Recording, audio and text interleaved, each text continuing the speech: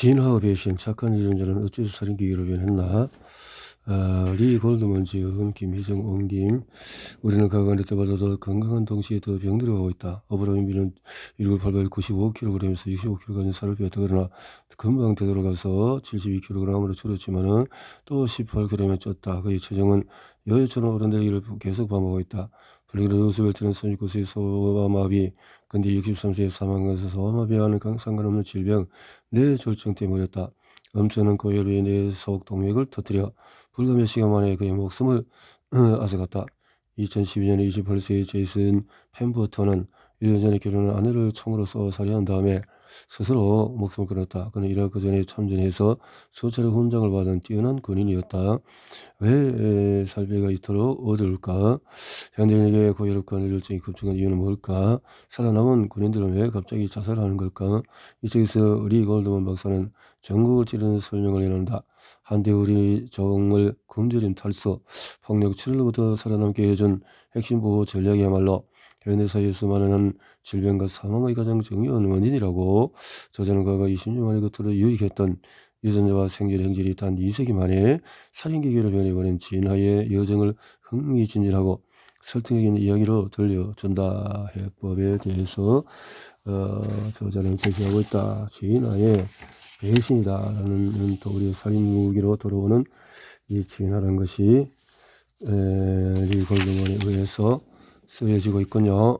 지금 이 리 골드먼은 박사는 세계적으로 유명한 심장 전문의, 콜롬비아 대학교 의학건강대학 학장, 콜롬비아 대학 원장 겸 교수, 예술대학교에서 의학매체학 박사 받고 샌프란시스코 매사추세츠의 뉴헤이븐 수린이 과정, 또 하버드 의학대학 의학교수와 하버드 공정 전염병학 교수를 거쳐 캘리포니아 대학교 샌프란시스코 덕가 부학장 임상학장, 이렇게 미국의 대교수협회가 수여하는 최고상, 흉부 통증 환자의 입원 여부 등등 많은 사람과 교류와 인적 교류와 또 이런 성공적인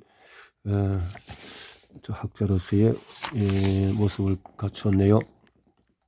일부 인류를 생존시킨 4가지 형질의 비밀로 이렇게 하고, 또 2부에서 현대사회에서 우리 몸 보호하기는 어떻게, 머리말, 내가 의사가 된 후로 가족과 친구는 늘 건강 문제를 상담하고 할 때 그중에 진짜 병도 있고 가짜도 있고 이런 질문의 민바탕 또 난제가 도사하고 있음을 깨달았다. 그래서 이런 목표는 배고픔, 갈증, 두려움, 혈액, 응고 같은 생존의 근본적인 필요한 방어 기제가 없었으면 현재 우리는 세상을 지배하기는 존재하지도 못했을 것이다. 식욕과 열량 축적에 번능한 초기 인류는 음식이 생길 때마다 지나치다 싶을 정도로 배불리는 것으로 이렇게. 그래서 미국의 35%가 비만이다. 당뇨, 심장, 물과 소금에 대한 약고 이렇게 땀을 흘리면 물을 또 소금이 필요한 것이고, 싸울 때 도망칠 때 복종할 때 판단 본능은 사망자 20%가 폭력에 의해서 죽음을 맞은 선사시대는 그렇게 했고, 더피 이 콜티솔이 필요했던 때고, 출혈로 죽지 않고 피를 응고시키는 능력이 이렇게 우리에게 인간에게 혀가족을 응고시킬 수 있는 것이 필요했는데, 또 이것이 또 역형으로 또 응고되지 되는 것 때문에 또 혈전을 만들 수 있고, 19세기에는 우리 조상들이 4가지 유전 행질 도움으로 인류 역사를 관통하는 가장 큰 사망 요인은 굶주림, 탈수, 폭력, 출혈 위험을 피하고 생존 확률을 높일 수 있다. 그러나 현대 들어서 놀랍게도 이 4형질이 미국 내 사망자 40%의 목숨 앗아가는 요인으로 자리 잡았으며, 주요 사망 원인 8가지 중에서 4가지의 이름을 올렸다. 결과로 이 유전 행질로 인해서 죽음을 피할 수 있는 사람의 숫자보다 죽는 사람의 숫자가 무려 6배나 많아졌다. 이런 역설이야말로 이 책의 뼈대를 이룬다. 변화 속에서 제200년도 안 되는 시점부터 인류는 뇌를 써서 세상을 극적으로 변화시키기 시작했다. 슈퍼마켓, 의학, 전지, 교통. 그래서 1800년대를 기점으로 그 이전은 수만 년 동안에 별로 변화를 보이지 않던 평균 수명이 2배로 늘었고, 1990년부터 지금까지 6년이나 추가로 늘어서, 그러나 나쁜 소식, 우리 몸이 이 새로운 세상에 적응하도록 주어진 기간이 10세대 정도에 불과하다는 사실이다. 그래서 앞으로 어떤 일이 벌어질까? 당뇨병 등이라. 두 번째, 우리는 모두 건강하게 지기 위해서 많은 시간과 노력을 기울인다는 시나리오다. 세 번째는 현대의 과학을 활용하는 시나리오다. 오로지 과학에만 의존하는 것이 아니라 생활 습관을 향상시키는 꾸준한 노력이 필요한 때이다. 이 책에서 이러한 모든 가능성을 탐색하고 현재 우리가 겪고 있는 문제를 해결할 수 있는 방법을 또 모색할 것이다. 해서 어떻게 할 것인가 해결책을 일부에서 인류를 성장시켜 네 가지 형질의 비밀을 일상에서 우리 몸은 어떻게 지금까지 프로그램이 되어졌을까. 만일 에이즈가 될지 출연했다면 베를린 환자 티머시 브라운의 기절은 신원을 보호하기 위해서 의사들이 애초에 베를린 환자라고 불렸던 티머시 레이 브라운은 1990년대 20대 나이로 에이즈에 있고 그래 HIV 약을 다시 처방하는 것에 대한 다른 수가 없었다는 것. 하지만 이야기가 여기서 끝나지 않는다. 브라운을 치료한 의사들은 HIV에 감염되었지만 심각한 감염이나 본격적인 에이즈로 진행되지 않은 흔치 않은 사람들에 대해서 연구를 통해서 유전자 한계에 생긴 단 하나의 돌연변이를 부모 양쪽으로부터 물러받아 HIV도 불가능해진다는 사실을 알아냈다. 이런 것은 그렇지 않을 경우에는 예외 없이 감염이 된다. 불행하게도 북유럽 인구의 1% 이하 등등 좀 작은 숫자에서 돌연변이 또 성공적으로 불어오는 백혈병만 완전한 것이 아니라 상당히 진행된 HIV 감염에서 완전히 회복된 세계 최초의 환자가 되었다. 아직 어떤 재앙도 인류를 멸종시키지는 못했다. 에이즈 환자는 1980년 처음 보고가 됐는데요. 1985년도에 이 바이러스에 대한 검사하게 되고 90년도부터는 또 이렇게 개발되어서 이제는 완치는 아니지만 흔히 치료할 수 있는 만성 질환이 되어졌다. 그래서 거슬러 올라가면 59년부터 인간 혈액에 HIV가 존재했다라는 것이고 1920년의 시점에 인간에게 감염되었을 거라 추측하는데 이와는 다른 시나리오로 한번 상상해보자. HIV가 20세기 말 바이러스와 약하게 발달하기 전에 원숭이에게서 인간으로 감염되었다면 어땠을까? HIV는 서서히 그러나 꾸준히 전 세계로 퍼져나갔을 것이다. 특히 전염력이 강한데도 증상을 보이기까지 몇 달 또는 몇 년이 걸리는 특징 때문에 더 널리 확산이 되었을 것이다. 추정이 되는데 HIV에 감염된 사람들이 결국 모두 에이즈에 걸려 사망한다면 에이즈 발병을 막는 돌연변이 유전자를 가진 사람들 또는 완전히 고립되어 살거나 또 노출되지 않는 사람들만 살아남을 것이다. 그렇지만 지금까지도 어느 재앙도 기아 전염병 또는 환경 재앙 등 아무것도 인류를 완전히 멸망시킨 데는 성공하지 못했다. 우리가 어떻게 이렇게 살아남았는가. 자, 우리 조상들을 한번 살펴보는 것을 통해서 살펴보자. 인간은 어디서 여기까지 왔을까. 앤세스터리닷컴이 알려준 진실은 이렇게 해서 부모님은 외정조 등등에서 이렇게 내려와서 그렇다면 수천 세대에 걸쳐서 인류 집단 계획은 어떨까.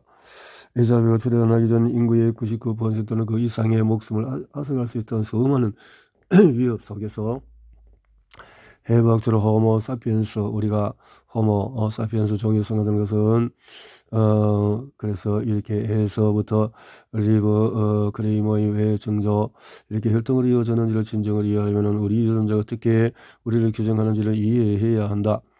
호모들의 전쟁은 네안데르탈인 또 데니소바인 그리고 호모 사피엔스 가난 최초의 고고학적인 정글은 20만 년 전에 아프리카로 거슬러 간다. 일부 모험심이 강한 호모 사피엔스들이 약 9만 년 전에 아프리카를 떠나서 아라비아 반도로 이주한 것으로 보이지만은 결국 그들은 빙하기의 추운 기후와 빙하의 남하로 인해 아프리카로 되돌아갔다.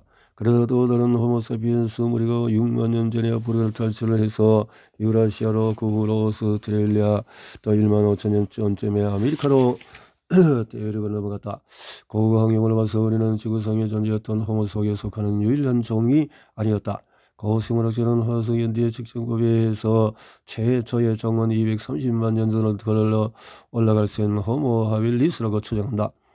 180만 년 무렵에는 아프리카의 호모 에르가르테스가 살았고 다음에는 출현해서 유라시아를 퍼져서 에렉투스 현생인류만큼 키가 컸지만 내 크기는 작았다. 80만 년에서 50만 년 전에서 아프리카, 유럽, 중국 등지에 살았던 호모 종들은 우리와 비슷한 크기의 덕역을 가졌고, 그래서 15년만 후에 최초의 현생 인류 호모사피엔스가 등장하게 되었다. 다음에 고생물학자들이 호모 속에 속하는 새로운 종의 처리를 때마다 그 전에 종을 대체했고, 더 현대적인 종이 덜 인간다운 이전으로부터 지구로 물려받았다고 생각을 하게 되어졌다. DNA 보생자 네안탈린에서 물려받은 것으로 밝혀졌고, 그리고 가진 네안으로 되어있는 DNA가 모두 같지 않다는 점으로 미루와 오늘 현상이 한번 벌어지고, 데니스 바이는 아마 상당히 최근 일어날 수 있는 5만 년 전에 시베리아에 살았을 것이다. 과학자들은 유럽까지 퍼져있는 네안탈린의 수가 절대 7만 명이 넘지 않았으며 2만 5천 명 정도가 가장 많은 수준이었을 가능성이 더 크다고 추정한다. 생존은 언제나 우리네보다도 몸에 달려 있었다. 한편으로 인간이들은 모든 종들보다 영리했기 때문에 살아남았으리라고. 그렇다 우리가 오늘날 여기 있는 것은 내력의 궁극적인 승리 덕분이지만 우리의 생존은 언제나 우리 몸에 달려 있었다. 우리 조상들은 생존하고 심지어 번성했던 것은 근육의 힘보다 생존을 가능하게 타고난 형질 덕분이라는 뜻이다. 디지털 시대는 시력이 나쁘고 만성 전식을 앓고 운동을 잘못하는 반사회적인 선생님들이 억만장자가 될 수 있다. 그러나 인간의 지구상에 존재한 대부분의 기간 동안에는 자기 유전자를 미래 세대에 물려주기 위하여서 짝구하게 경쟁에서는 두말할 나위도 없고 단지 살아남는 데만도 강인한 육체적인 형질이 요구되었다. 인간종이 가진 고유 형질의 회복력 덕분에 20만 년이라는 시간과 1만 번이라는 세대 교체를 하는 동안에 잘 지나고 적응해온 지금 같은 몸 덕분에 우리는 그 버거운 역경에도 불구하고 살아남았다. 그래서 포식자 또 기후재난 HIV 같은 전염병에 우리 조상들이 전멸당하지 않았기에 우리 여기에 있는 것이다 라고 했네요. 우리 인간이 이렇게 해서 기본적으로 시작이 되어졌다라고 하고 있군요. 자, 자연선택의 진화의 그림과 적자 생존의 권리는 가정적인 유전 행질이 살아남는다. 모든 남성의 여성은 짝을 찾기 위해서 끊임없이 경쟁해왔고 그 경쟁은 대개 고등학교 졸업 댄스 파티 프로그램 또 이렇게 해서 대표를 뽑고 해서 지구를 정복하고 살아남은 쪽은 네르달턴이나 데니스 와인 또는 우리 조상들부터 적합해서 자손 번식에 실패한 사람들이 되어지는 못한 자손들이 아니라 바로 우리다. 식량가물과 짝을 넣고 다른 성원들과 벌인 경쟁에서 이길 능력이 있었다.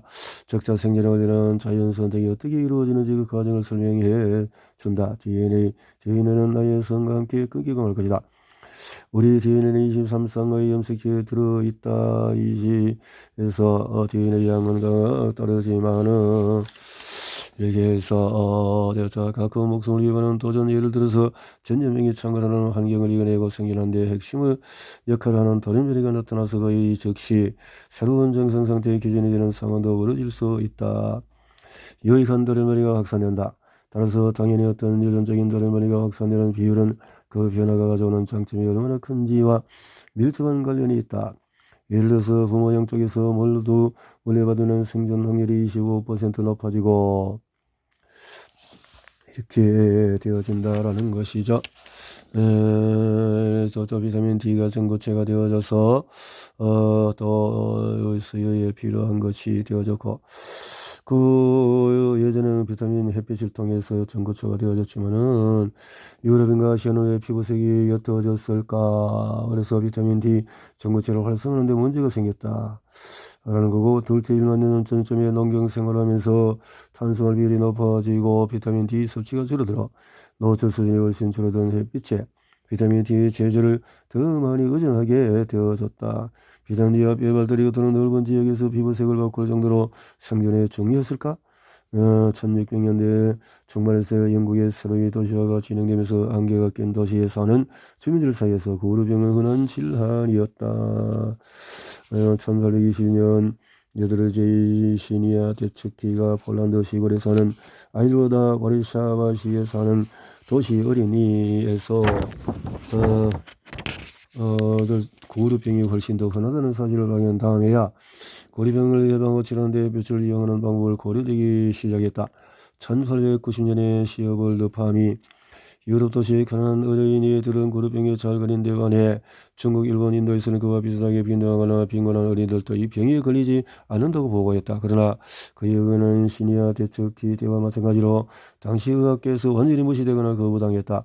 결국 1921년에 엘브리드 헬스와 레스트 운거가 뉴욕시에 사는 7명의 백인 어린이들을 햇빛에 더 많이 노출시키는 방법으로 고루병 증상을 완화한 후에 그의 의학계는 햇빛의 효과에 대해서 확신하게 되어졌다.